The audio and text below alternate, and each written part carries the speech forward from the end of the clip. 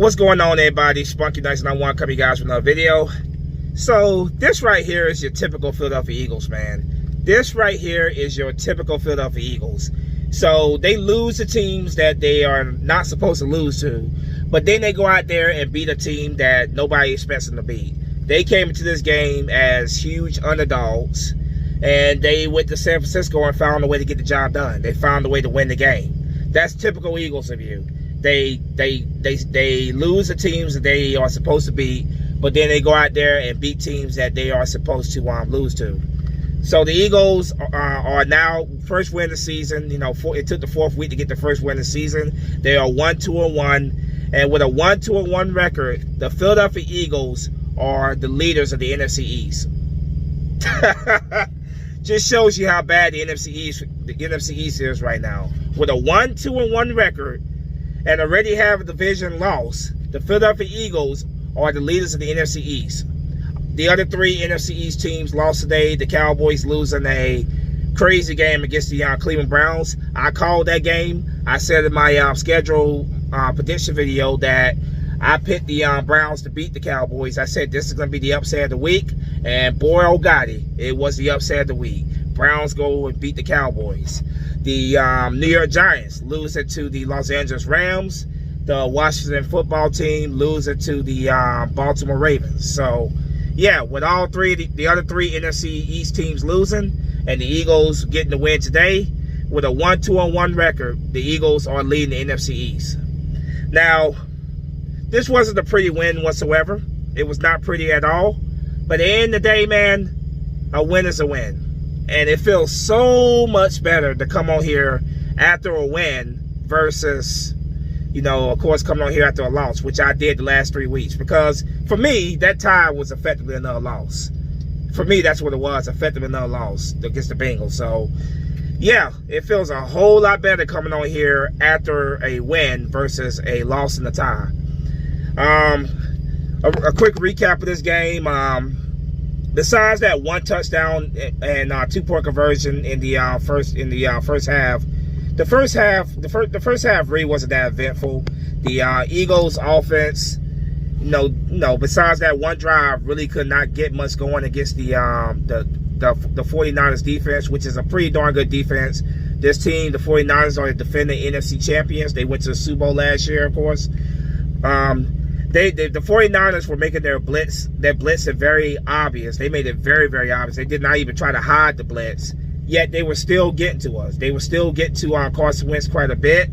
The Eagles were shooting themselves in the foot with penalties and couple high snaps, bot snaps and stuff. The Eagles, shooting themselves in the foot.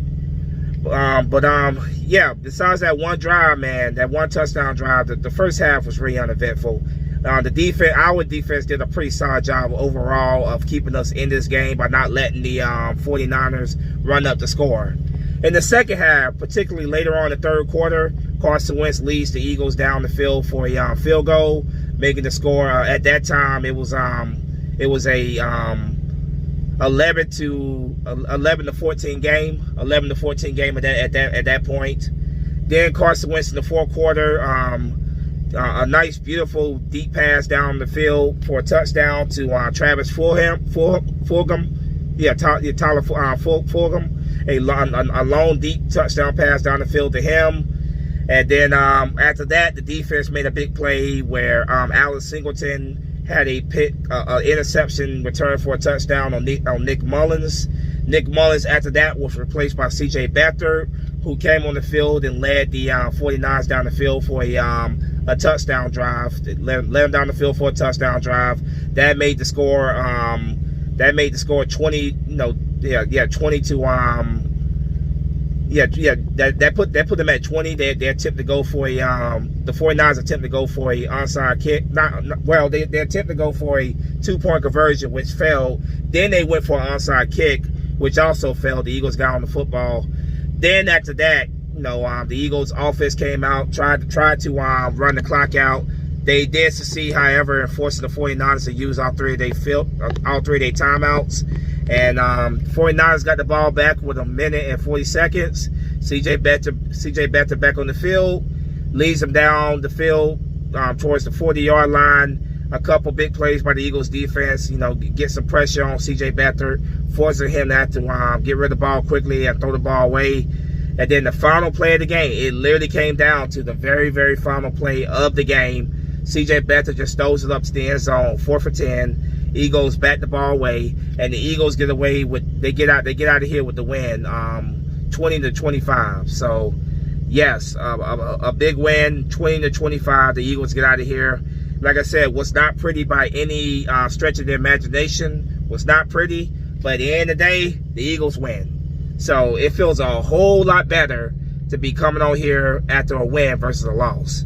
Today was a good day for me overall. Eagles win. My NBA team, won today. They're in the NBA Finals against the Los Angeles Lakers. They get a win. So today overall for Spunky 1991 was a pretty darn good day. I'm going to go over the stats real quick in this game real quick. Like I said, it wasn't a spectacular day for the team. It was kind of up and down day, but the Eagles get the job done. Carson Wentz stats were not spectacular. They were not something that was going to knock you off your feet. But Carson Wentz made some good throws, some good plays when we needed him to. He extended the plays with his legs and escaping pressure and finding the receiver open. So Carson Wentz made big plays when we needed him to. Carson Wentz was 18 for 28, 193 yards, 1 touchdown, 1 interception. So Carson Wentz in all 4 games this season has thrown an interception. He had 7 interceptions on the season. Last season he had 7 interceptions the entire season. So if we can get Carson Wentz to stop with the turnovers, man, that will definitely help out a lot. So, overall though, Carson Wentz made some good throws for us, and he some crucial throws for us in this game. Now, rushing wise, Miles Sanders had 13 carries for 46 yards, 3.5 yards average. Carson Wentz ran 7 times for 37 yards, 5.3 yards average, and Carson Wentz had a rushing touchdown, which was in the first half. Jalen Hurts came out a couple times, had a box snap. He had 3 carries for 18 yards, 6.0 average.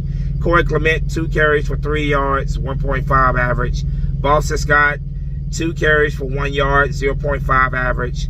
Adrian Killens, 1 carry for negative 12 yards. Receiving wise, Travis Fulham only had 2 catches, but he had that crucial touchdown for us. He had 2 catches for 57 yards, 28.5 average, and of course, like I said, that crucial touchdown. Greg Ward, 4 catches for 38 yards, 9.5 yard average. Richard Rodgers, 3 catches for 35 yards, 11.7 average. Miles Sanders, 2 catches for 30 yards, 15.0 average.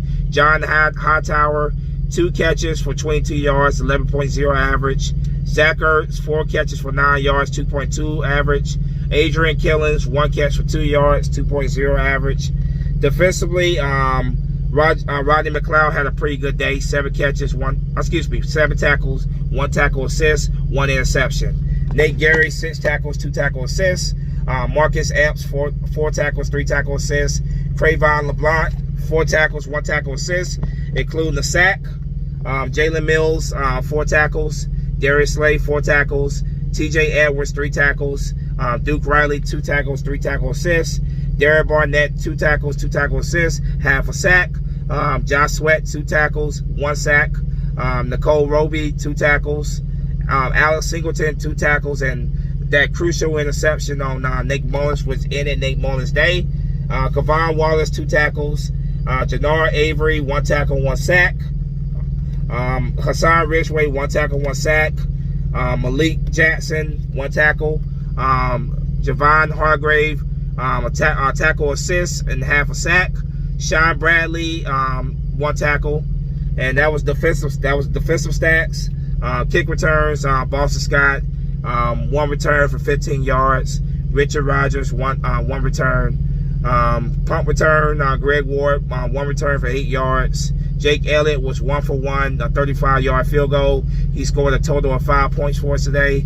The punter, Cameron Johnson, punted 6 times for 307 yards, 51.2 average, 3 inside the 20. So, yeah, Eagles get the job done. Bottom line, 25-20 was not a pretty win whatsoever, but at the end of the day, man, I take it.